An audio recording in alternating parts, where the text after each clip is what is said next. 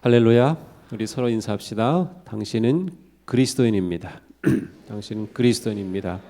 당신은 그리스도인입니다. 한 번 더 해볼까요? 그리스도인이시네요. 그리스도이시네요. 네. 그래요. 네, 오늘은 두 번째 날입니다. 우리는 어제 그리스도는 누구인가? 그것은 다른 사람과는 뭔가 다른, 세상과는 다른, 남다른 사람이라고 하는 것을 보았어요. 그것은 다른 인종이기 때문이다. 그리스도인은 다른 인종이다. 하나님은 우리를 독수리와 같이 만드셨는데 내 정체성, 그리스도인이라는 정체성을 잃어버리면 그냥 참새와 같이 사는 인생이 되고 만다. 그렇다면 그리스도인인 우리가 어떻게 이렇게 남다른 인종이 되었을까요? 그것은 무엇보다 우리가 남다른 생명을 가지고 있기 때문입니다. 그리스도인은 생명이 다른 존재입니다. 물론 우리는 코로 숨을 쉬고 입으로 먹고 심장이 뛰고 뼈와 근육을 똑같이 가지고 있습니다. 그러나 우리는 다른 사람들과는 다른 생명을 가지고 있습니다. 요한일서 5장 12절에 말합니다. 그 아들을 모시고 있는 사람은 생명을 가지고 있고 하나님의 아들을 모시고 있지 않은 사람은 생명을 가지고 있지 않습니다. 우리가 그리스도인이라는 것은 다른 사람에게 없는 생명으로 사는 사람인 것을 의미하는 것입니다. 그리스도는 남과 다른 생명을 가지고 있는 것이죠. 그리스도인이라고 하는 말은 처음 안디옥 교회에서 생겨났습니다. 사도행전 11장 26절에 나오는데요. 박해로 인해서 예루살렘에서 흩어진 사람들이 북쪽으로 올라가죠. 그 북쪽의 안디옥에 이르러서 또한 그곳에서 복음을 전하고 교회도 세워집니다. 예루살렘의 사도들은 바나바를 안디옥에 파견하고 가르칩니다. 그런데 안디옥의 사람들이 보니까 좀 특이하고 새로운 인종이 생겨난 것입니다. 자신들과는 전혀 다른 인종이 보이는 것입니다. 저 사람들은 왜 이렇게 우리와 다르지? 참 특이한 인종이구나. 그래서 그들은 새로 생겨난 인종을 조롱하는 투로 그리스도인이라고 불렀습니다. 쟤들 그리스도인이야. 왜 그리스도인이라고 불렀을까요? 가만 보니까 이 다른 인종의 공통점은 그리스도를 따라간다고 하는 것이에요. 그리스도를 말하는 사람들이에요. 그리스도인이라고 부르기 시작합니다. 그리스도인은 사는 모습이 그리스도와 같고 목적도 그리스도와 같고 살아가는 원리도 삶의 가치도 그리스도와 같고 살아가는 삶의 힘도 그리스도와 같은 사람이다라는 뜻입니다. 그러나 무엇보다도 중요한 것은 그리스도는 생명이 다릅니다. 그리스도인은 다른 사람들과는 다른 DNA를 가지고 있는 것입니다. 바로 심장에 그리스도가 뛰고 있는 존재입니다. 그리스도인은 단지 그리스도를 따르고 그리스도의 가르침을 배우고 그리스도를 찬양하는 것 이상의 존재입니다. 그리스도인은 그리스도가 영으로 자신 안에 살아 계셔서 그리스도를 생명의 주로 모시고 그리스도의 생명을 가지고 살아가는 사람들입니다. 그러니까 나는 그리스도인이다. 그래서 나는 다른 존재다. 다른 인종이다. 왜 다른 인종인가? 나는 다른 생명을 가지고 살아가기 때문이다. 사도 바울이 고백하죠. 나는 그리스도와 함께 십자가에 못 박혔습니다. 이제 사는 것은 내가 아닙니다. 그리스도께서 내 안에서 사시는 것입니다. 사도 바울은 그리스도께서 내 안에 사신다. 그래서 그의 삶은 그리스도의 생명으로 사는 삶이었습니다. 그리스도인은 그리스도가 생명으로 자신 안에서 살아가는 삶인 것이죠. 이렇듯 그리스도인은 생명이 다른 존재입니다. 우리는 다른 생명으로 살아가는 존재입니다. 그러나 불행하게도 그리스도가 없는 그리스도인들이 있습니다. 겉으로는 그리스도인이지만 그 속에는 그리스도의 생명이 없는 사람들이죠. 진정한 그리스도인이 아닌 것입니다. 그의 심장에 그리스도가 없다면 참 그리스도인이라고 말할 수 없습니다. 그리스도가 내 안에 생명으로 계시지 않는다면 우리는 그냥 껍데기 그리스도인일 뿐입니다. 무늬만 그리스도인일 뿐입니다. 내 안에 그리스도가 생명으로 살아있지 않는다면, 그러면 어떻게 우리 안에 그리스도께서 생명으로 살아 계실 수 있을까요? 우리가 어떻게 다른 생명을 가진 다른 인종인 그리스도인으로 살아가는 것일까요? 아주 간단한 원리 5가지입니다. 이것은 우리가 외워야 되고, 왜냐하면 복음을 전하고자 할 때, 또한 알아야 내가 이렇게 해서 다른 인종이 되었구나라는 것입니다. 사실은 이미 다 알고 있는 것입니다. 제가 정리를 해드릴 뿐입니다. 첫 번째로 모든 인간은 죄인이라는 것입니다.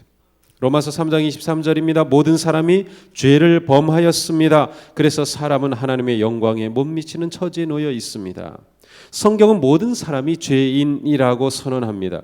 죄라고 하는 것은 하나님께서 우리를 지으신 주인이신데, 우리를 지으실 때 우리가 이렇게 살아가라고 가르쳐 주신 길이 있습니다. 그 길을 벗어난 모든 것은 다 죄입니다. 세상적으로 죄인이라고 하는 것은 나라가 가지고 있는 법, 그 사회가 세운 법을 어긴 것을 죄라고 합니다. 또한 그 어긴 것이 발각되었을 때 법정에서 죄인이라고 선언되면 그 사람은 죄인입니다. 그러나 겉으로 드러나지 않은, 발각되지 않은 것에 대해서 죄인이라고 말하지 못합니다. 그러나 하나님 앞에서는 다릅니다. 하나님이 세우신 길을 벗어난 것은 죄다. 그렇다면 그 벗어나는 길은 꼭 구체적인 행동으로 나타난 것뿐만 아니라 그것을 포함해서 생각까지도, 그냥 말로 한 것까지도 다 포함이 됩니다. 예수님은 이렇게 말씀하신 적이 있어요. 나는 너희에게 이른다. 음욕을 품고 여자를 보는 자마다 이미 마음에 간음하였다. 하나님이 보시는 살아갈 삶의 기준은 우리의 내면의 문제와 깊이 관계되어 있습니다. 그러므로 죄의 기준은 사람을 지으신 하나님께서 세우신 것이고, 그것을 벗어난 모든 것은 생각으로도 말로도 모든 행동으로도 다 죄에 해당이 된다. 그러므로 그 기준에서 통과할 사람은 단 한 사람도 없어요. 모든 사람은 죄인이다. 그런데 문제는 죄의 대가는 죽음입니다. 땅을 떠난 나무가 죽고 물을 떠난 물고기가 죽는 것처럼 하나님의 길을 떠난 영혼은 죽음입니다.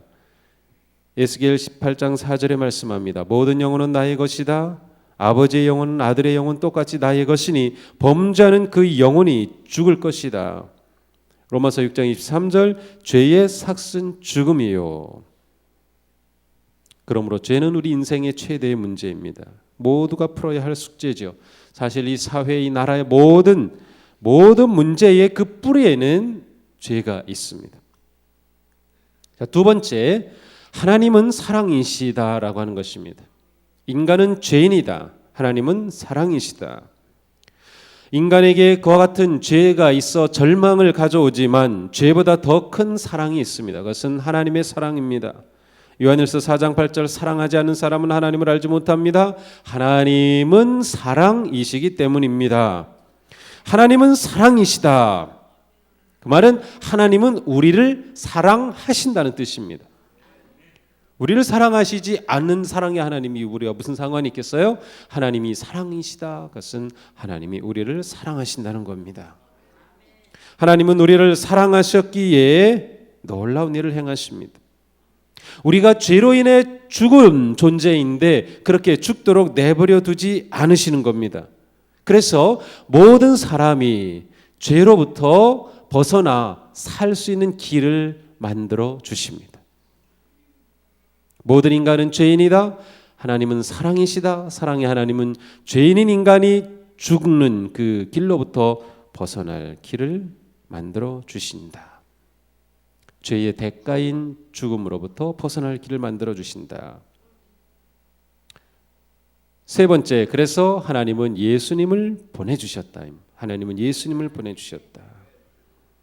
하나님은 예수님을 통하여 우리에게 하나님의 사랑을 증명하십니다. 우리가 오늘 읽은 말씀이죠. 하나님이 세상을 일처럼 사랑하사 독생자를 주셨으니 이는 그를 믿는 자마다 멸망치 않고 영생을 얻게 하려 하심이라.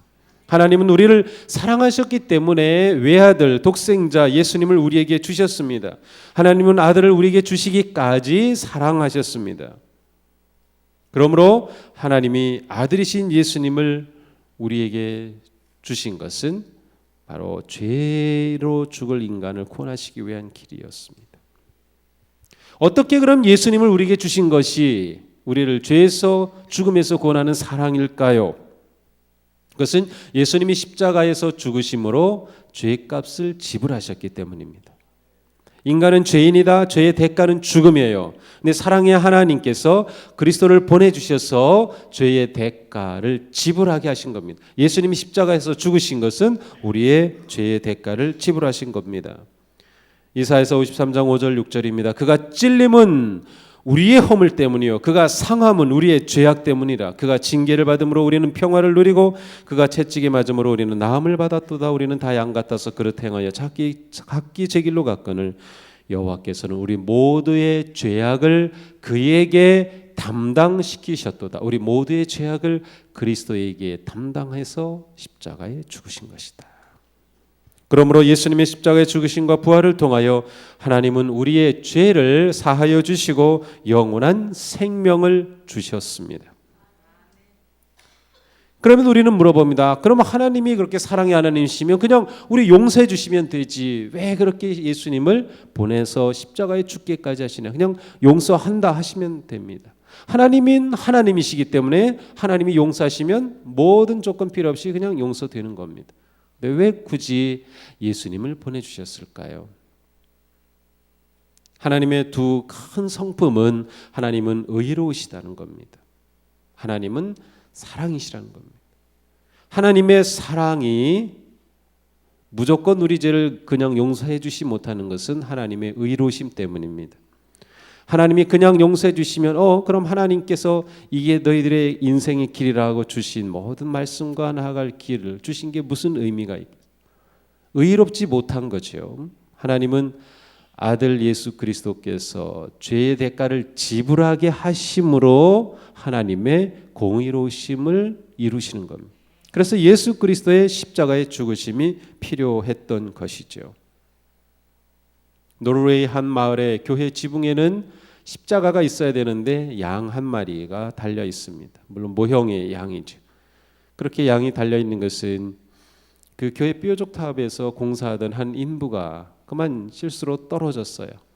그런데 마침 그 밑에 지나가던 양떼가 있었는데 그 양 위에 떨어졌어요. 다행히 이 인부는 목숨을 구했지만 그 양은 죽었어요. 그래서 그 양을 감사하면서 바로 어린 양 예수 그리스도께서 우리를 위해 죽으신 것과 똑같다. 그래서 그 교회 십자가에 그 뾰족탑에는 십자가 대신에 양이 걸려 있습니다. 우리 일부 예배 때 여기 초가 있어요. 그리스도의 임재하심을 나타내는 부활초가 있는데 거기에도 양이 있어요. 우리를 위해 죽으신 어린 양 예수 그리스도를 말하는 것이죠. 자, 인간은 죄인이다. 하나님은 사랑이시다. 인간의 죄의 대가를 지불하도록 사랑의 하나님은 그리스도를 보내주셔서 우리 모든 죄를 살 길을 열어주셨다. 네 번째는 그러므로 예수 그리스도를 믿을 때 이 은혜를 입는다. 예수 그리스도를 믿어야 한다는 것입니다. 우리가 단지 예수님에 대해서 아는 것만으로는 부족합니다. 예수님이 십자가에서 이루신 일이 나 자신을 위한 것임을 믿어야 합니다. 바울은 자신을 가둬둔 감옥의 간수에게 말하였습니다. 주 예수를 믿으시오. 그리하면 그대와 그대의 집안이 구원을 얻을 것입니다. 그 자리에서 그 간수는 그 말을 듣고 예수를 믿고 그와 온 집안이 그 자리에서 세례를 받았습니다. 우리는 아플 때 병원에 가서 진찰을 받고 약을 받습니다. 이 약을 먹으면 나을 거라고 믿습니다. 그러나 내가 먹지 않는다면 아무리 내가 믿는다고 하더라도 그 믿음은 소용이 없습니다. 아무리 하나님께서 이 땅에 예수 그리스도를 보내주시고 우리의 죄를 위해 대속의 제물로 십자가에 돌아가셨다 하더라도 내가 그 예수님을 믿지 않는다고 하면 그 하나님의 사랑은 내 것으로 돌아올 수 없는 것입니다. 오직 예수님만이 구세주심을 진심으로 믿고 입으로 고백하여 우리는 하나님께서 그리스도를 통해 보내주신 그 놀라운 구속의 은혜를 입은 새 생명의 사람이 될 수 있는 것입니다. 진심으로 믿는다 것은 예수님을 진심으로 내 생명의 주인으로 영접하는 것입니다. 요한복음 1장 12절입니다. 영접하는 자 곧 그 이름을 믿는 자들에게는 하나님의 자녀가 되는 권세를 주셨다. 영접하는 자입니다. 예수님이 아무리 내 앞에 와 계시다 하더라도 내가 마음을 열어서 영접하지 않는다면 그 예수님은 나와 무관한 것입니다. 진실한 기도와 고백으로 예수 그리스도를 영접하는 것이죠. 이 시간 이미 이곳에 있는 분들은 예수 그리스도를 영접하신 줄 믿습니다. 그러나 다시 한번 예수님을 내가 정말로 영접한 존재로 살아가고 있는가, 하나님의 놀라운 구속의 은혜와 사랑을 깊이 생각하며 주님께 감사하며 예배할 수 있기를 원합니다. 마지막으로 예수 그리스도를 이 땅에 보내주신, 그래서 예수 그리스도를 믿을 때 내가 그리스도인이 되는 그것은 모두 하나님의 선물이라는 것입니다. 하나님의 선물이다. 우리는 하나님의 사랑의 선물을 그리스도 안에서 받은 것입니다. 하나님이 주신 영원한 생명과 천국은 선물로 주신 것이죠.